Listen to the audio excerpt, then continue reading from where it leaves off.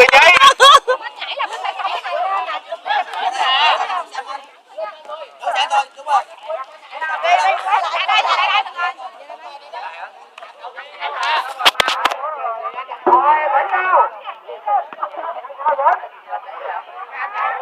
Hoài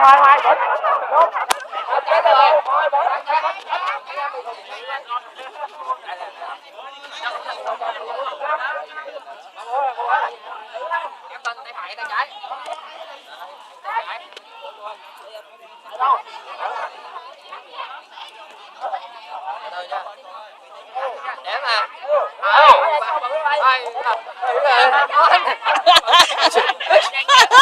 ngồi đó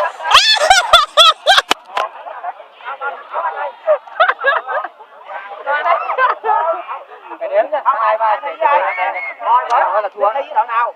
Vậy từ từ thôi, đừng có quá đà. Thôi vẫn ngắm ngọc lên thêm đúng không?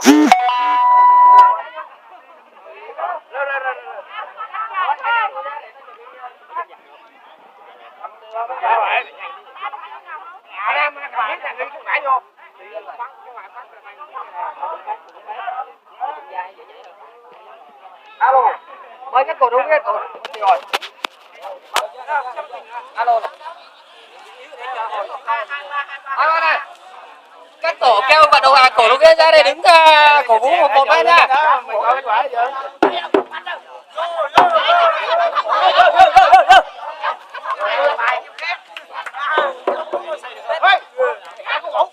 Cái gì? Đội nhí là nhảy hay quá đây. Văn phòng vô địch đấy. Văn phòng này là vô địch đấy.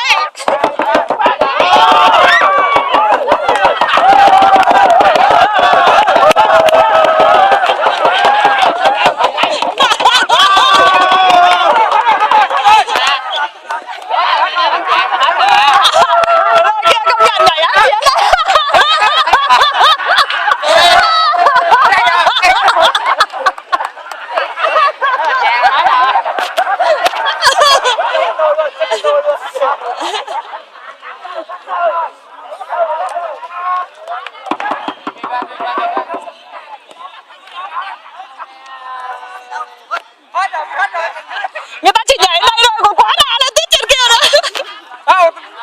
Anh chạy lên đến kia còn ở trong đó nè.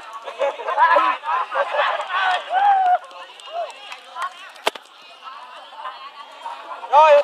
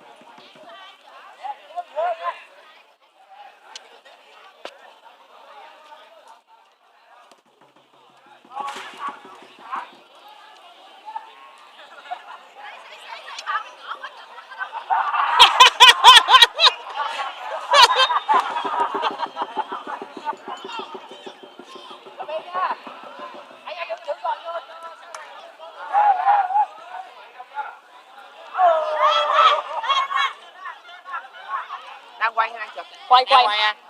Chị bằng đứng qua tí tại máy quay em để đó. Đâu mới quay đâu.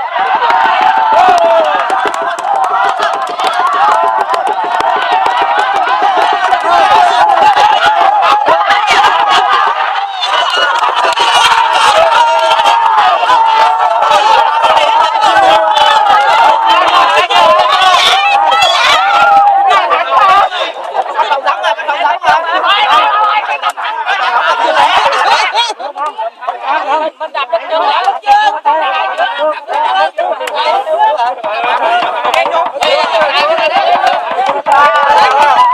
Anh nhẽ gần về đích cái thì hai đứa lao thẳng sang đi thì không chịu.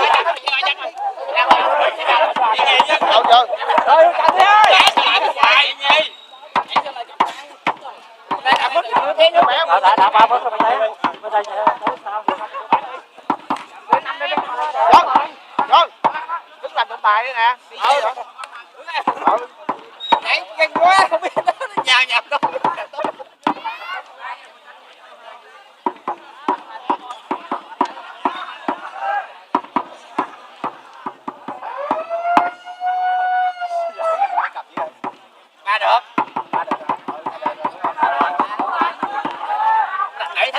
thắng không chứ.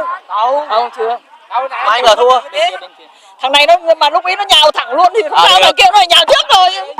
Cái chân tới trước là thắng. Đúng. Còn cái mình tới trước là không thắng. Cái đầu tới trước là thắng thôi. Đường nào cũng chạm đích. Biết sao không? Thằng Việt với lại con Ngọc này lúc ấy đấy chỉ cần cái đoạn cuối cùng để bật một cái lên ngã đằng trước là xong rồi. Để bọn kia nó vừa sát nút luôn. Ủa sao nhiều cặp thế nhỉ? Hình như đâu phân biệt tổ gì nữa đâu. Không, chơi cho tự do mà. Nó xua cặp nào thắng thì được thôi chứ. Tổ tiếp gì đâu. Nam với vợ Loan là chắc không được rồi. Nhìn là thấy nặng đồ lắm. Trang Mỹ Trung đó.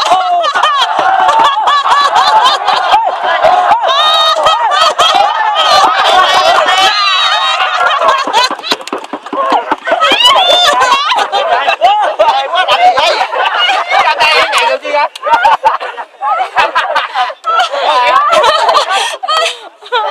Làm sao mà anh mệt dữ vậy?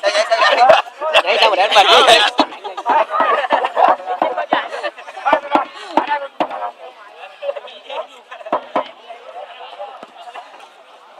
Hết chưa? Hết chưa? Còn đôi nào nữa? Rồi chung kết chị, rồi chung kết.